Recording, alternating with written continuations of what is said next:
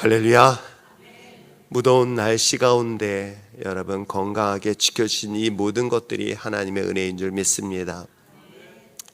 2주 동안을 왔다 갔다 하다 보니까 제가 시차 적응은 잘 됐는데 날씨 적응이 여전히 잘 안 되고 있지만, 그럼에도 불구하고 여러분 모습 한 사람 한 사람 볼 때마다 건강한 모습으로 이 자리에 섰으면 하나님의 은혜임을 잊지 마시길 부탁드립니다. 목회자라는 이 단어를 사실은 제가 시작하면서, 즉 목회의 길을 시작하면서 지금까지 여전히 30년 가깝게 돼가는 이 시간까지도 고민하고 있는 것이 사실이기도 합니다. 93년도에 처음 신학교를 들어가서 내가 목회자가 된다면 과연 그 목회자는 무엇일까? 목회자로서 어떤 모습으로 삶을 살아야 될 것인가를 지금까지도 여전히 고민하면서 달려왔습니다. 그러나 한 가지 분명한 사실은, 목회자라고 한다면 어느 누구도 예외 없이 관심을 가져야 될 대상이 있다면 바로 잃어버린 영혼에 대한 관심이 아닐까 생각합니다. 목회자라의 길은 즉 잃어버린 영혼, 즉 영혼에 대한 관심으로부터 출발되어야 되는 것이 마땅하다. 왜 그럴까요? 제가 성경을 한참 오래전서부터 집사 시절에, 평신도 시절에 성경에 푹 빠져 있고 성경이 너무 즐겁고 재밌었을 때에 성경을 읽으면서 하나님이 기뻐하고 슬퍼하고 분노하시고 아파하시는 그 수많은 내용 속에서 하나님을 기쁘시게 하는 것들이 무엇일까? 하나님이 화내시고 슬퍼하시고 분노하신, 실망하신 그런 내용들 속에서 그럼에도 불구하고 하나님이 기뻐하시는 장면들이 있었어요. 그게 바로 그 잃어버린 영혼들을 찾을 때였다는 것을 우리가 오늘 본문 누가복음 15장을 통해서 분명히 발견하게 되었던 것입니다. 그러기에 어찌 보면 제가 제 스스로가 주님 앞에 돌아왔을 때 무엇보다도 누가 하나님이 기뻐하셨을 것이다. 나는 하나님이 없어도 충분히 살 수 있어 라고 건방진 삶을 살았던 제가 하나님의 나를 한 번도 잊지 아니하시고 기다리시며 참고 또 참아주셨던 그 아버지 하나님, 그리고 그 하나님 앞에 내가 돌아섰을 때 누가 하나님이 너무 기뻐하신다는 사실을 성경을 통해서 발견하고 난 다음에 얼마나 많은 눈물을 흘렸는지 모릅니다. 그리고 난 이후에 성도로서, 집사로서, 그리고 목회자의 길을 가면서 하나님이 가장 기뻐하는 게 뭘까라는 것은 여전히 영혼에 대한 관심이라는 것을 저는 분명히 제 스스로의 삶 속에서 경험했기 때문에 더욱더 확신을 가질 수밖에 없었던 것이죠. 그렇다면 잃어버린 영혼들은 과연 누구일까? 잃어버린 영혼들, 그것은 교회를 다니다 떠났던 사람들만을 이야기하는 것은 아니에요. 예수님께서 오늘 성경의 15장에서 기록되어져 있는 것처럼 예수님께 가까이 했던 인물들, 가까이 그들에게 복음을 전해주고 싶었던 사람들이 누구였습니까? 바로 바리새인들이 보았을 때는 그들은 죄인이었던 거예요. 그들은 소외된 사람들이었던 거예요. 그들은 성전에 감히 들어올 수 없는 자격 미달인 사람들이었던 것이죠. 그러기에 그들에게 다가가서 하나님의 사랑을 전하고 구원의 소식을 전했던 그 예수님의 관심이 어찌 보면 제가 이 자리까지 오지 않았을까 생각을 하게 되어집니다. 우리 주위에 예수 그리스도가 필요한 사람들, 필요한 이웃들, 과연 그들은 누구일까? 정말 예수가 필요한 사람들, 그들은 바로 죄 가운데서 구원받아야 될 수많은 대상이 될 뿐만 아니라 정작 저 자신도 그 중에 한 사람이라는 것 저는 잊지 않고 있습니다. 그런데 문제는 뭐냐면, 우리가 누가복음 15장에서 이야기하고 있는 탕자의 이야기를 우리는 개개인적으로 다들 감동받으면서, 그래 나를 감동시켰던, 즉 내가 돌아왔을 때 그 탕자처럼 살아왔던 나를 받아주신 하나님의 사랑에 대한 것만 관심을 갖고 있지, 사실은 누가복음 15장의 메시지는 그런 내용을 하려고 했던 내용이 아니라 바리새인, 바로 서기관에 대한 책망의 메시지이면서 오늘날 우리가 들어야 될 메시지라는 것을 우리는 분명히 아셔야 할 것입니다. 왜요? 예수님의 관심은 죄인들에게 있었습니다. 구원이 필요한 사람들에게 있었던 것이죠. 그런데 정작 하나님의 은혜 가운데, 말씀 가운데 믿음의 삶을 살았던 바리새인, 서기관들의 관심은 사실은 그 죄인들에 대한 관심이 없었다는 것. 즉 예수님의 관심은 죄인들, 세리들에게 관심이 있었을 때 놀랍게도 바리새인들은 오히려 예수님이 가까이 하는 죄인들과 가까이 하는 예수님을 책망하며 손가락질하면서 비난했던 것에 본다면 그들의 관심은 결코 죄인의 관심이 없다는 것을 알게 되어집니다. 그들의 관심은 어디에 있을까? 그건 자기 자신만이 있지 않을까 생각을 해봐요. 왜? 나는 이렇게 믿음대로 삶을 살고 있으니까, 내가 말씀대로 살고 있으니까, 내가 말씀의 율법대로 11조를 생활을 하고 주일 성수를 하고, 그리고 내가 율법에 어긋난 것을 하지 않은 내 자신의 거룩한 신앙에 대한 것들만 관심이 있었기에 그 말씀이 정작 필요하고 구원이 필요한 죄인들의 관심보다는 오직 자기 자신의 신앙에만 관심을 가졌던 바로 바리새인 서기관들에 대한 책망의 메시지가 오늘 15장에서 잃어버린 양, 잃어버린 드라크마, 잃어버린 돌아온 탕자의 이야기를 비유로 설교를 하고 있었던 것이죠. 하나님을 떠났던 그 죄인들, 하나님의 관점에서는 바로 잃어버린 영혼이라고 성경은 분명히 이야기를 하고 있습니다. 한 마리의 잃어버린 양이 그리했으며 드라크마도 마찬가지예요. 드라크마도 마찬가지였고 잃어버린 양도 하나님의 관점에서는 죄인이었으며 그가 주님 앞에 돌아왔을 때 그를 기뻐하였다라고 이야기를 하고 있습니다. 살아계신 아버지에게서 상속받을 유산을 미리 받아요. 요즘도 만약에 자녀들이 내가 조그만 집이 있고 조그만 땅이 있습니다, 멀쩡히 살아있는데 그 자녀가 와서 아버지 돌아가시면 물려줄 그 유산 미리 좀 달라고 하면 여러분 어떤 기분일까요? 그래서 우리 나이 든 사람들은 그런 얘기를 해요. 마지막까지는 유산은 물려주면 안 된다. 그럼 우린 갈 데 없다.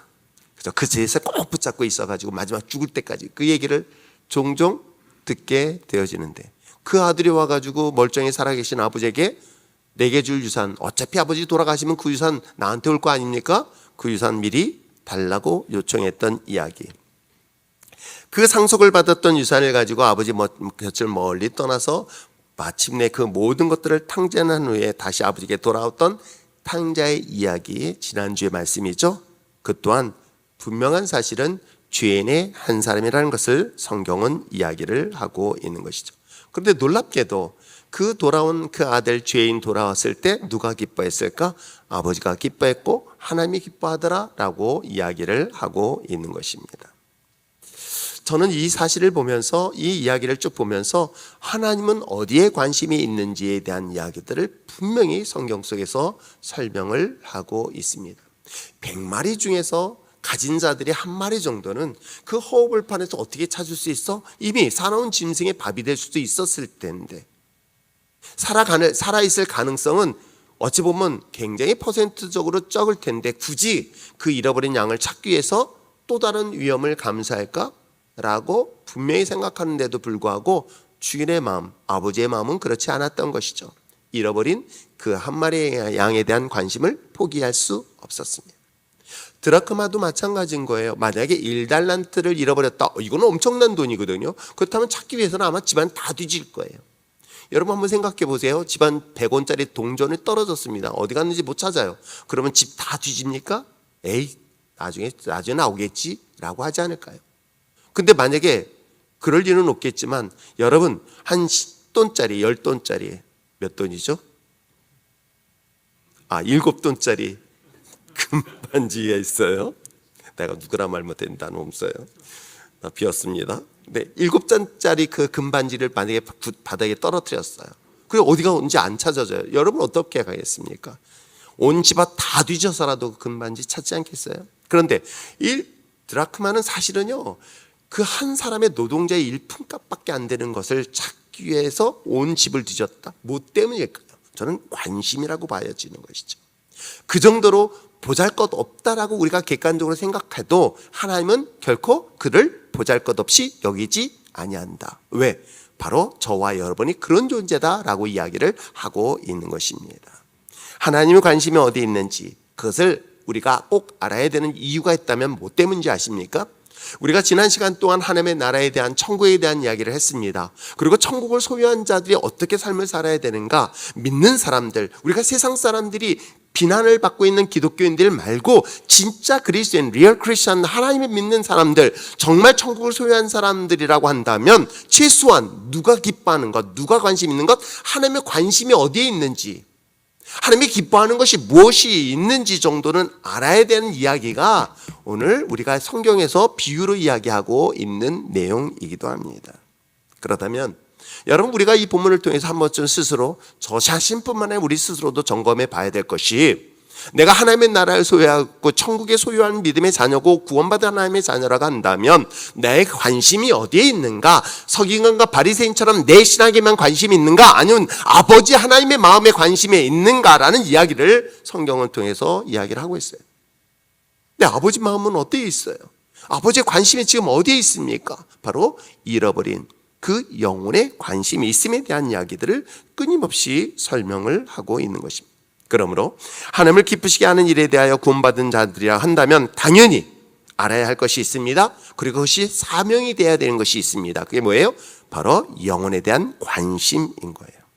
한 마리의 양을 잃어버렸고 한 드라크마를 잃어버렸으며 집을 떠난 탕자에 대하여 안타까워하는 하나님의 마음을 당연히 알아야 되는데도 불구하고 알지 못하고 깨닫지도 못하고 인식하지 못한 바리새인과 서기관들에 대한 이야기를 오늘 성경 속에 이야기하면서 드디어 등장하고 있는 인물이 바로 집안의 장남 이야기를 하고 있는 것이에요. 잃어버린 양, 드라크마, 집을 나갔다 돌아온 탕자. 자, 여기는 예외를 그러니까 어쩌면 예수님께서 비유로 말씀하신 거예요. 그러면서 마지막에 이야기하고 있는 이 집안에 있는 장남의 이야기를 지금 들려주고 싶었던 거예요. 그 장남이 누구냐? 바로 바리새인과 서기관에 대한 이야기를 지금 하고 있는 거예요. 한번 내용을 한번 볼까요? 맏아들이 열심히 밭에 나가서 일을 하고 드디어 집을 돌아오는 게 되어집니다. 그런데 갑자기 집에서 큰 잔치 소리가 울려 퍼지고 있는 거, 풍악이 울리고 음악 소리가 들리고요, 사람들이 환호한 소리가 들립니다. 그래서 같이 갔었던 하인에게 물어봐요. 왜? 아니, 집에서 무슨 일이 있는가? 오늘 생일날도 아니고 아무 일도 없는데, 결혼하는 것도 아니고 누구 특별한 일도 없는데 어찌하여 이런 큰 잔치의 소리가 나느냐라고 자기를 맞이한 하인에게 질문을 합니다. 그때 오늘 28절의 말씀 한번 볼까요? 자, 28절 말씀을 함께 읽어보시길 바랍니다. 읽겠습니다. 시작. 그가 노하여 들어가고자 하지 아니하고. 28절 들어가지 말고요. 자, 25절 읽겠습니다. 시작. 맏아들은 밭에 있다가 돌아와 집에 가까이 왔을 때에 풍악과 춤추는 소리를 듣고 한 종을 불러 이 무슨 일인고 묻되 대답하되 당신의 동생이 돌아왔음에 당신의 아버지가 건강한 그를 다시 맞아들임으로 인하여 살찐 송아지를 잡았나이다 하니 라고 이야기를 하고 있는 거예요.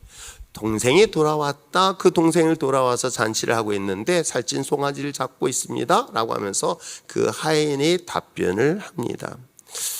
이야기를 들었다. 그 아들이 28절에 기록되어 있는 것처럼 이 말을 듣고 분노를 합니다. 오늘 본문의 28절에 이렇게 해요. 큰 아들은 화가 나서 집에 들어가려고 하지 않았다라고 하는 거예요. 얼마나 화가 났는지 집에 들어가지 않으려고 했던 거예요. 근데 이 사실을 아버지가 알고 어떻게 알았는지 아버지가 나왔습니다. 그리고 그 아들에게 뭐라고 이야기하는지 아십니까? 28절에 그가 노하여 들어가고자 하지 아니하거늘 아버지가 나와서 권한대라고 얘기해요. 나와서 그 아들에게 이렇게 권면을 하고 있는 거예요. 뭐라고 얘기하고 있느냐? 자, 들어와라. 아버지께서 대답하여 이르되 내가 들어와라라고 얘기했었을 때 29절에 읽어보시길 바랍니다. 시작. 아버지께 대답하여 이르되 내가 여러 해 아버지를 섬겨 명을 어김이 없거늘 내게는 염소 새끼라도 주어 나와 내 벗으로 즐겁게 하실 일이 없다라고 이야기를 하고 있는 거예요. 그러니까 이 아들이 집에 들어가지 않겠다는 중요한 이유는 뭐야? 작은 아들은 자기 있는 모든 재산을 탕진하고 돌아왔는데 살찐 송아지를 잡고 있는데, 자기는 열심히 아버지 곁에서 정말 밤낮 없이 열심히 일했고 섬겼고 충성을 다했는데 나와 내 친구들을 위하여 단 한 마리 염소 새끼조차도 잡아서 즐거운 시간을 만들지 않았다라는 것들에 대한 이야기를 하고 있습니다. 자, 이 이야기는 어찌 보면 장남의 입장에서는 충분히 화를 낼 만한, 그리고 질투를 할 만한 그런 상황이 있었던 것은 충분히 인간적으로 이해를 합니다. 자, 그럴 때 아버지께서 뭐라고 얘기하고 있습니까?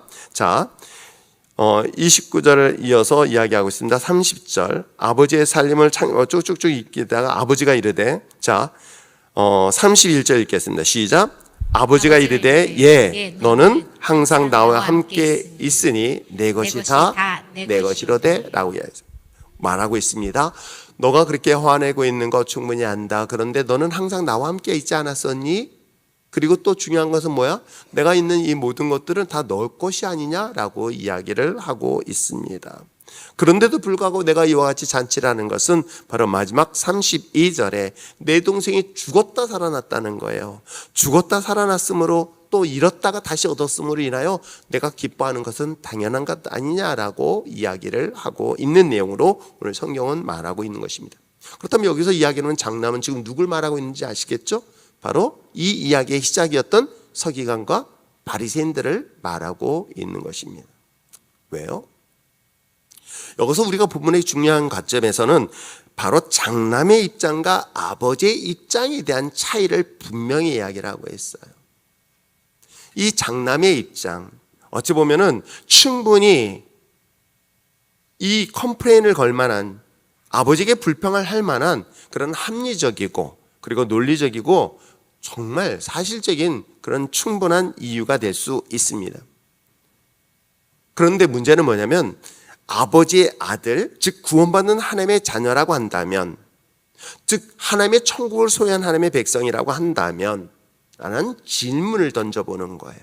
즉 내가 하나님 믿는 하나님의 자녀이고 내가 말씀대로 삶을 살아가고 있는 바리새인의 입장에 있다고 한다면 내가 지금 내 신앙을 나를 위해서 아니면 아버지 하나님에 대한 은혜에 감사해서 할 것이, 이건 정말 다른 문제이거든요.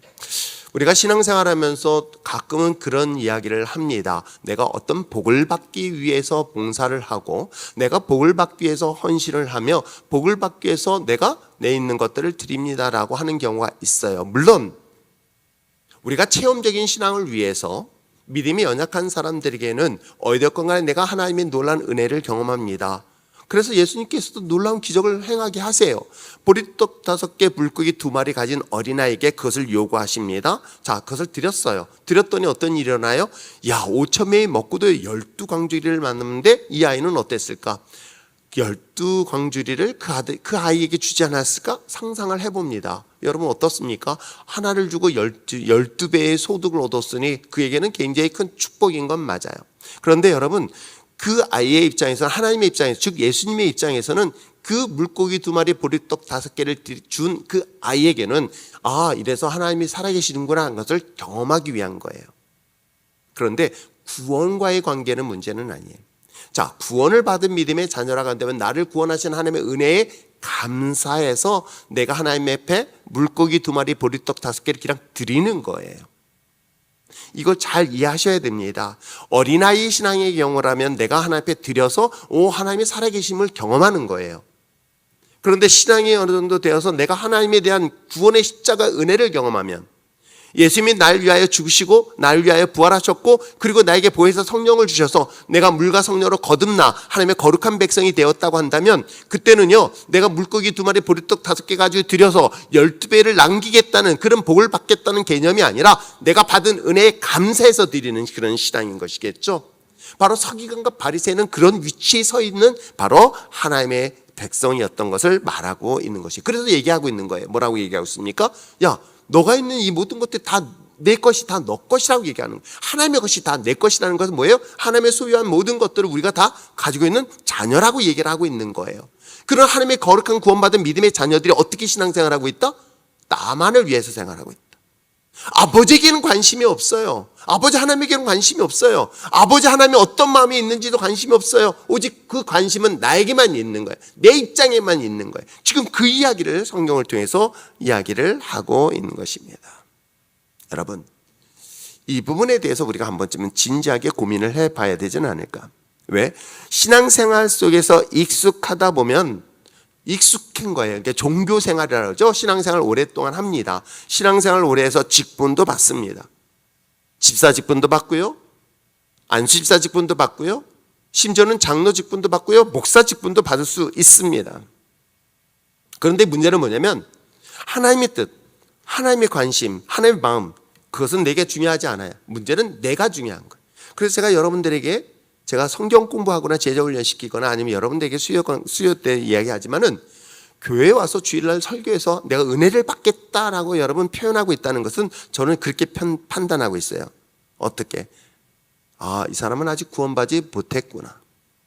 이게 되게 중요한 문제예요. 내가 여전히 은혜를 받겠다라고 하는 사람들의 표현 속에서는요, 내가 아직 구원을 받지 못한 또 하나의 증거이다. 하나님의 나라를 소유하고 있는데도 불구하고 소유함을 알지 못하거나 아니면 소유하지 않았을 것이다. 왜요? 여러분, 이 세상에서 가장 값지고 소중한 것이 무엇입니까? 돈? 물론 중요해요. 건강? 중요하지요. 명예? 권력? 다 중요합니다. 근데 여러분, 내가 돈을 가지고 있고 건강을 가지고 있고 명예를 가지고 있고요, 권력을 가지고 있다 쳐봅시다. 근데 그것이 영원할 것 같은데 내가 나가다가 갑자기 사고를 해서 죽었다. 그러면 그것이 무슨 의미가 있겠냐라는 것이 성경이 한 부자의 어리석은 부자의 비유를 통해서 분명히 이야기를 하고 있는 거예요. 그렇다면 여러분에게 최고의 가치는 무엇입니까? 내가 지금 죽어도 나에게는 영원한 하나님 나라가 있음을 확신하는 것. 내가 구원받고 하나님의 거룩한 믿음의 자녀라는 사실, 내가 구원의 확신을 가지고 천국이 나의 것임을 확신하고 살아가는 사람들에게 있어서는요, 내가 오늘 하루하루의 삶에 대하여 일희일비하지 않습니다. 내가 오늘 못해도, 내가 망해도, 내가 어려움을 당해도 그것 때문에 내 마음이 좌지우지되지 않아요. 왜? 나에게는 영원한 하나님의 나라가 있기 때문임을 확신하고 있기 때문에 그런 거예요.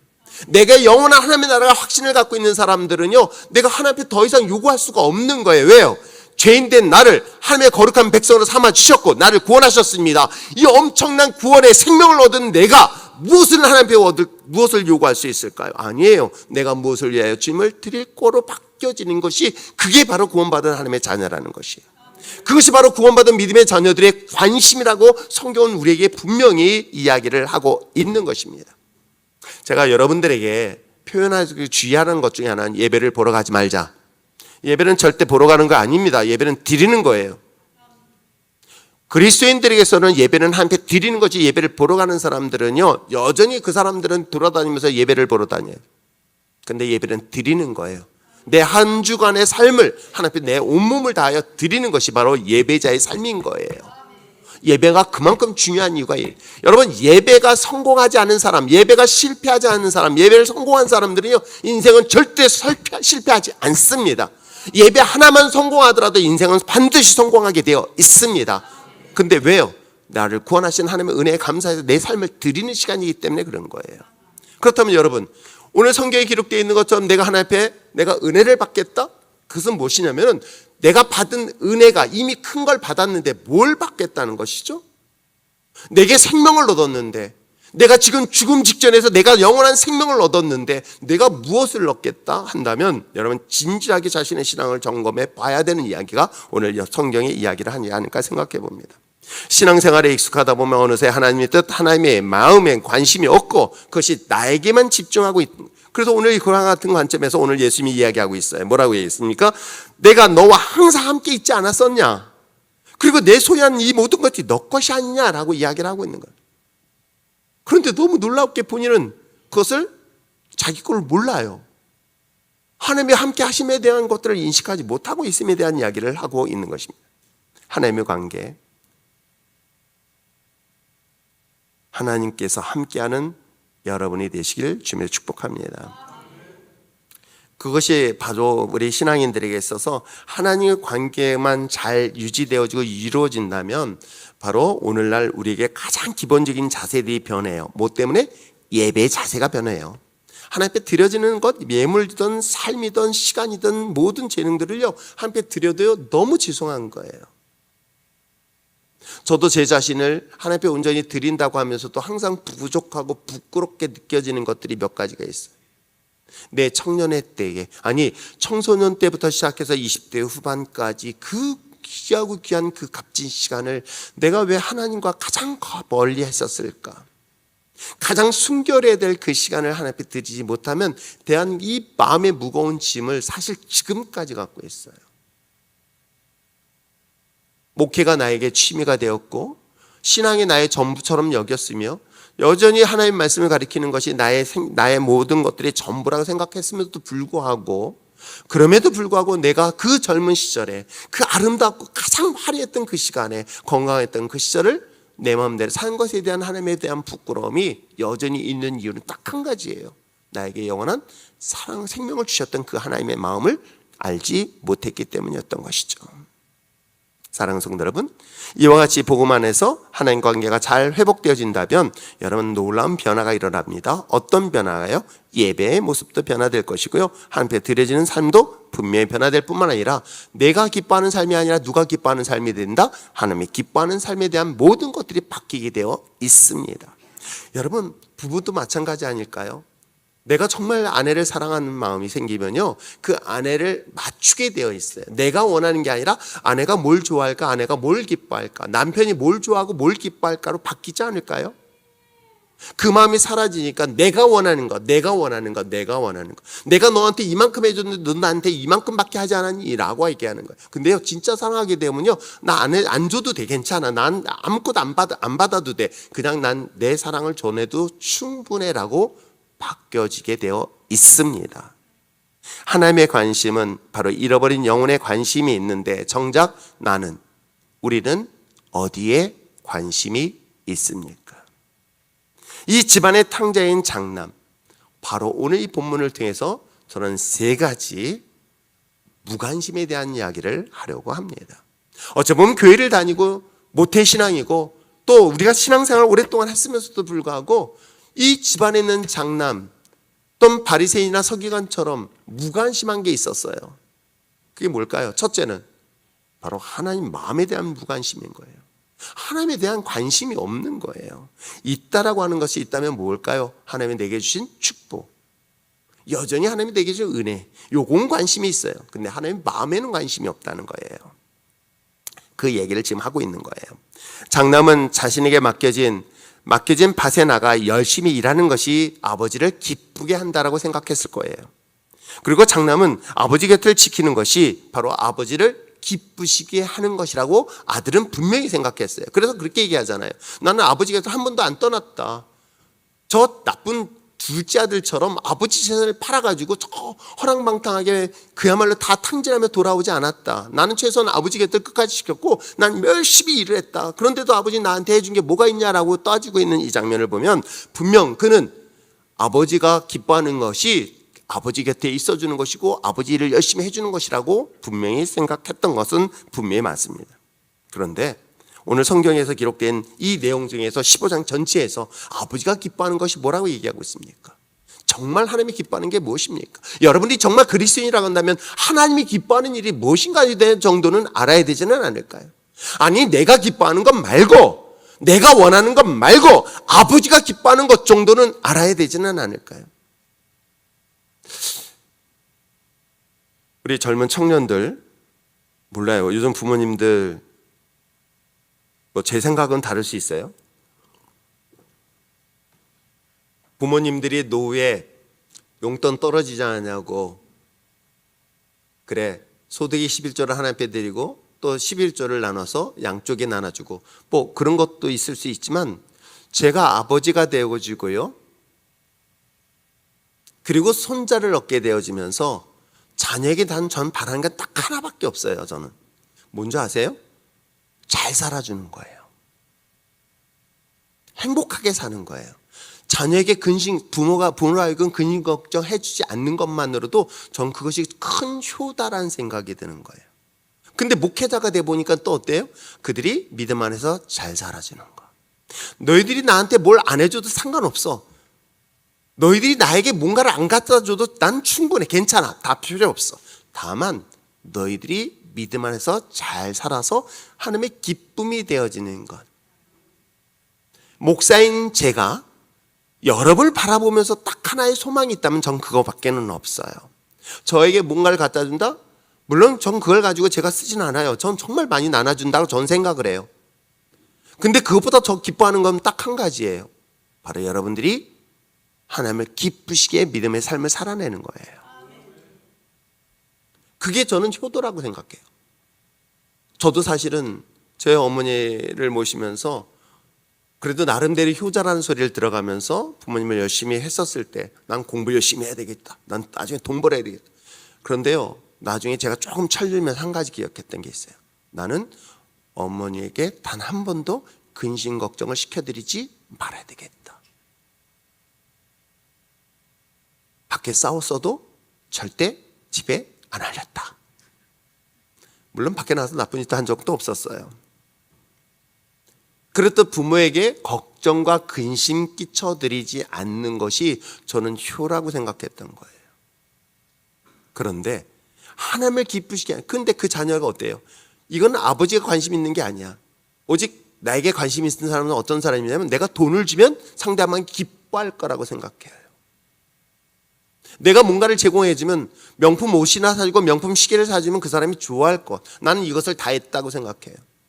그건 내가 만족하는 것이 상대방이 원하는 것하고 다르다는 것 여러분 아십니까? 선물 하나 가지고 그 사람의 마음을 얻을 수 있는 것, 물론 그렇게 해서 그 좋아할 수 있는 것 있다면 그거는 어쩔 수 없겠지만, 그런데도 불구하고요, 사랑한다, 그리고 내가 너한테 미안해, 그리고 고마워. 진심으로 그 사람에게 사랑하는 마음을 전달했었을 때는요, 그 사람에게는 그 어떤 것도 요구하지 않아도 그 사람의 마음을 충분히 기쁘게 할 수 있는 거예요. 저는 하나님과의 관계도 마찬가지라 생각해요. 내가 원하는 거, 내가 이것대로 했으니까 난 이걸로 만족하는 것이 아니라 아버지가 기뻐하는 것. 나 오늘 예배 안 빠졌어요 라고 하면서 하나님 기뻐하는 게 아니라 하나님이 기뻐하시는 것이 무엇인가에 대한 관심이 있는 것. 바로 그 얘기를 지금은 성경을 통해서 이야기를 하고 있는 것입니다. 자, 7절 말씀 한번 읽어볼까요? 읽겠습니다. 시작. 내가 너희에게 이르노니 이와 같이 죄인 한 사람이 회개하면 하늘에서 회개할 것 없는 의인 99으로 말미암아 기뻐하는 것보다 더한다. 여러분, 성경을 찾아보세요. 하나님이 정말 기뻐하고 있는 장면이 어디에 나오고 있는가? 66권을 아무리 찾아보세요. 정말 이것 때문에 너무너무 기뻐서 심지어는 잔치를 할 정도로 기뻐하는 것은 그 죽은 영혼이 돌아오는 거예요. 죄인이 돌아오는 거예요. 누가 기뻐한다? 아버지가 기뻐하더라는 거예요. 그렇듯 나를 기뻐하셨단 말이에요. 나를 기뻐하셨던 그 아버지의 마음을 가지고 돌아왔다고 한다면 여전히 내가 아버지의 기쁨이 되어진 것이 무엇인가를 한 번쯤은 생각해 봐야 되지는 않을까요? 죄인 한 사람 회개하면 의인 99사람보다도 더 기뻐할 것이다라는 그 아버지 하나님의 관심, 그 마음. 집 떠난 둘째에 대하여 안타까워하며 아파하는 아버지의 마음에 대해서는 아들은 관심이 없었던 것이에요. 아마 여러분, 자녀를 키워본 부모들은 공감할 겁니다. 집을 떠나서 고생하고 힘들어하고 있는 그 아이를 생각하면 어느 부모가 편하게 밥을 먹을 수 있을까요? 저에게도 두 아들이 있지만 만약에 두 아들 중에 한 아들이 어려움을 당하고 있어요. 그때 아버지로서 도와주고 싶은 마음이 있지만 그때 다른 형제가 자기의 또 다른 형제를 돕는 것만으로도 여러분, 아버지가 기뻐하지 않을까요?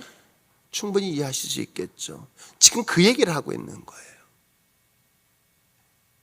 집을 떠나서 고생하고 있는 그 둘째 아들을 안타까워 그리워하고 있는 그 아버지의 마음엔 관심이 없었던 이 장남의 이야기. 우리가 전도하고 또한 선교하는 이유가 무엇 때문일까요? 이것이 정말 관심이 없다고 한다면 여러분, 정말 다시 한번 우리 신앙을 돌아봐야 되지는 않을까요? 몽골을 갔다가 또 라오스 지역을, 그리고 이번에 신학생들을 대상으로 만나서 잠깐 시간들을 같이 교제를 나눴고 선교사들을 만나봤습니다. 제가 그것을 방문할 때마다 정말 안타깝고 괴롭고 고통스러운 건 딱 한 가지예요. 그들이 가난해서가 아니에요. 저는 복음 때문에 괴로운 거예요. 그들에게 복음이 필요한데 복음 없이 죽어가는 그 영혼들에 대한 안타까운 마음들을 갖게 되었죠. 그들이 가난해서 굶어 죽는 거? 그건 문제가 되지 않아요. 굶어 죽으면 어때요? 굶어 죽을 수 있어요. 그건 불쌍하지 않아요. 그런데 그들이 예수 없이 지옥 가는 게 불쌍하지 않을까요? 예수 없이 죽어서 믿지 않음으로 인하여 그들이 지옥에 가는 게 더 불쌍하지 않을까요? 지금도 아버지 하나님은 그 한 사람 한 사람을 안타까운 마음으로 찾고 애통해하고 있는 것. 제가 북한 땅에 탈북자들을 만나면서 안타깝고 고통스러운 것도 바로 그것 때문이었어요. 그들이 가난해서요? 그들이 핍박 때문에 어려워서요? 아니에요. 그들이 지옥 가는 것 때문에. 한국교회는 하나님의 나라에 대한 관심보다는 이 땅에 사는 것에 대한 관심이 더 많아지고 있는 것 또한 사실입니다. 이 땅이 더 좋은, 더 넓은, 더 좋은 것에 만족하는 삶을 살고 있을 때에 그가 만약에 하나님의 나라에 가지 못한다면 그것처럼 불행한 삶은 또한 어디 있을까? 그럼 미국도 마찬가지인 거예요. 지금의 한국을 바라보면서도 그런 안타까운 마음을 갖고 있습니다. 하나님은 여전히 하나님을 믿지 아니하고 하나님의 필요한, 즉 구원이 필요한, 복음이 필요한 죽어가는 영혼들에 대한 그 아버지 하나님의 안타까운 마음에 우리 또한 관심을 가져야 되는데 이 장남은 아버지 마음에 무관심했던 것이죠. 두 번째는 뭘까요? 집을 떠난 동생에 대한 고통에 대한 무관심이라는 거예요. 사람에 대한 무관심이겠죠. 둘째를 기다리는 아버지의 마음에 관심이 없었을 뿐만 아니라 집을 떠난 동생에도 그에게는 관심이 있었을까? 여러분, 소식을 들었던 건 분명히 맞아요.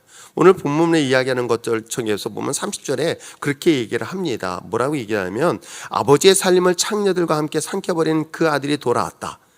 그런데 그를 위해서 살찐 짐승을 잡습니까? 라고 얘기하는 거 보니까 그 동생이 어떻게 돈을 탕진했는지 정도는 듣고 있었던 것 같아요. 그것만 들었을까요? 지금 흉년으로 인하여 고통을 당하는 것도 분명히 들었을 거예요. 그러면 어떤 생각일까? 이 장남의 입장. 에이, 그 곧이다. 너 그럴 줄 알았어. 창녀들한테 아버지 유산 다 탕진했더니. 여러분, 우리 그런 마음 갖고 있지 않나요? 누군가 어려움을 당하면 에이, 곧이다. 너 그럴 줄 알았어. 라고 정죄하고 판단하기 쉬운 오늘날 우리들의 모습을 쉽게 봅니다.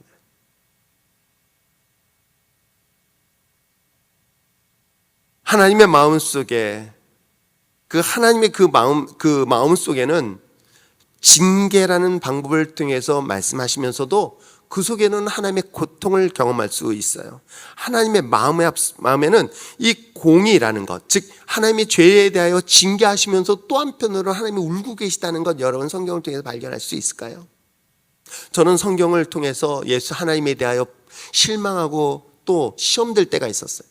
하나님 맨날 그 사람들을 잡아 죽이고 때리고 망가뜨리고 또 멸망시키는 그 모습 보면서 야, 하나님 너무 잔인하다라고 생각했던 시절이 있었어요. 그런데 성경을 깊이 보고 하나님을 알아갈수록 하나님은 징계하면서도 그곳에서 같이 징계를 받고 있었어요.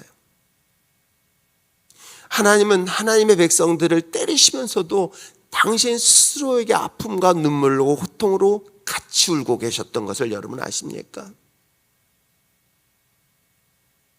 이스라엘 백성들이 하나님을 부정하고 부인할 때에 하나님은 채찍을 들어서 매를 댔지만 그 매를 맺는 매를 떼는 그 자리에 하나님도 같이 매를 대고 있는 거예요. 그게 우리 예수님의 십자가 사건이었던 거예요.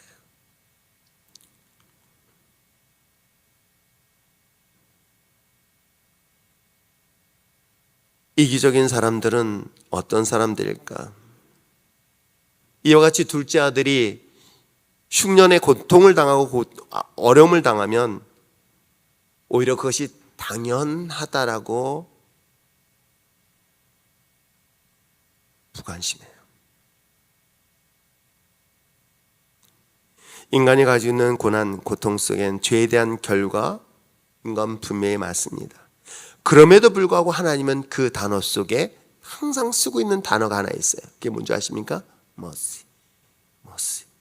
긍휼이라는 단어예요. 그런 긍휼함이 있었기에 저도 이 자리에 쓸 수 있었던 것도 아닐까요? 우리 모두 다 마찬가지입니다. 그 긍휼히 여기는 마음이 바로 예수 그리스도를 십자가의 못을 박았던 하나님의 마음이었을 것이에요. 공감 능력의 부재, 저는 이기적인 사람들의 특징인 거예요. 다른 사람의 아픔은 관심이 없어요. 다른 사람의 고통, 다른 사람의 슬픔, 다른 사람들이 그야말로 그 깊이 깊이 새겨지는 상처들에 대한 관심이 없다고 한다면 바로 장남이 갖고 있는 무관심 두 번째였던 거예요. 또 하나의 무관심이었다면 저는 책임은 있지만 사명에 대한 관심이 없었다는 거예요. 사명. 장남으로선 책임을 다 졌어요. 맞습니다. 집을 지켰고 아버지에게 맡겨진 그 땅을 잘 지켜서 농사를 졌던 것은 분명히 책임을 다했던 건 맞아요.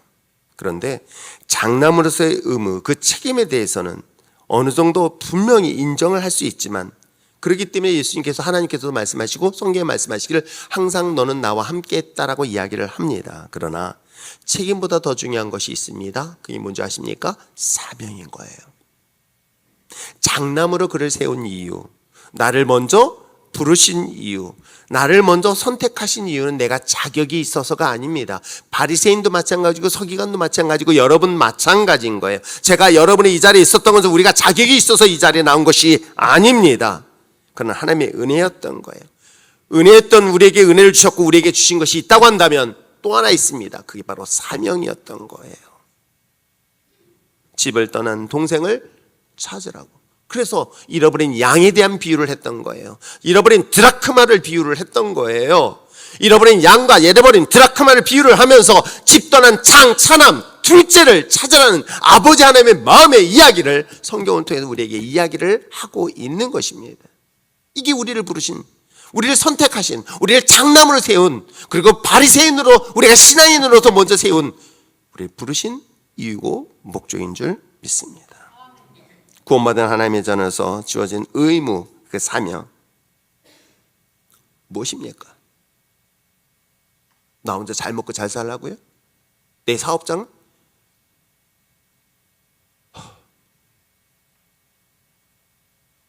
여러분의 생명을 주신 이유는 뭘까요? 여러분이 이 땅에 살아야 되는 중요한 이유와 목적이 무엇입니까?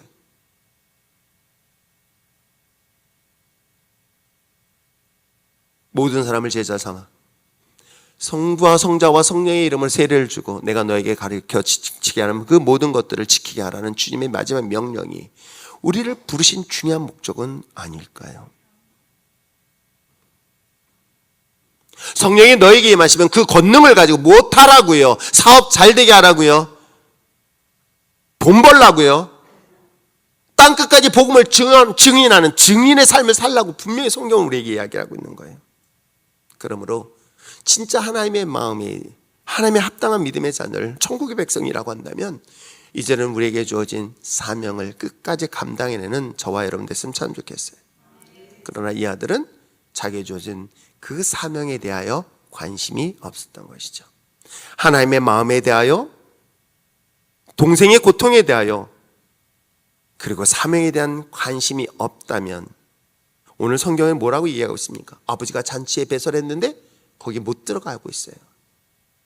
얼마나 불행한 일이에요. 그 기쁨의 자리에 같이 들어가지 못하고 있는 거예요. 참여하지 못한 불행한 결과를 가져다 주고 있음을 볼 수 있습니다.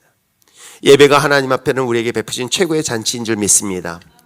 함께 기뻐하는 자가 있는가 하면 구경하는 자가 있고 여기는 참여하지 못하는 자가 있습니다. 여러분은 어디에 해당되기를 원하십니까? 오늘 성경 전체 15장의 전체 이야기는 장남은 누구인가? 내가 장남은 역할을 하고 있는 건 아닐까? 바리새인과 서기관처럼 먼저 예수 그리스도를 믿고 이 자리에 나와 있다고 한다면 이제는 우리의 관심이 어디에 있는가에 대한 것들을 우리 본문을 통해서 깨닫지 못한다면 우리는 집안의 또 다른 탕자일 것입니다. 자신의 자리가 특권으로 생각한다면, 즉 구원받은 것에 대한 또 하나의 특권이라 한다면 여러분 하나님의 첫사랑을 다시 한번 회복할 수 있는 여러분 됐으면 참 좋겠어요. 그래서 그 십자가의 구속의 은혜를 통해서 하나님의 마음의 관심을, 예수 없이 죽어가는 수많은 고통 속에 신음하는 자들에 대한 관심, 그리고 더 나아가서 마지막까지 주님 주신 사명을 감당할 수 있는 우리 율전의 신앙 공동체가 되기를 다시 한번 주님으로 부탁드립니다. 증인의 삶은 선택이 아니라 순종입니다. 이제 내가 마지막 생명을 다하여 그렇습니다. 때에 따라서는 나 같은 자가 뭐 볼 게 있다고, 뭔 쓸모가 있다고, 너무너무 가치 없고 부족하고 추하고 더러운데도 불구하고 하나님 버리지 아니하시고 그 하나님의 기쁨의 자리에 나를 쓸 수 있도록 기회를 주신 그 은혜, 그 은혜를 저도 죽을 때까지 잊지 않고 주님 앞에 나가기를 원합니다. 그렇듯 우리 율전의 신앙 공동체, 하나님이 기뻐하는 것이 무엇인가에 대하여 다시 한번 돌아보고 점검해서 무엇보다도 하나님이 기뻐하는 삶에 가장 우선순위를 둘 수 있는 진짜 리얼 크리스찬 되기를 축복합니다. 기도할까요? 이 시간 말씀을 생각하면서 함께 기도하길 바랍니다. 나는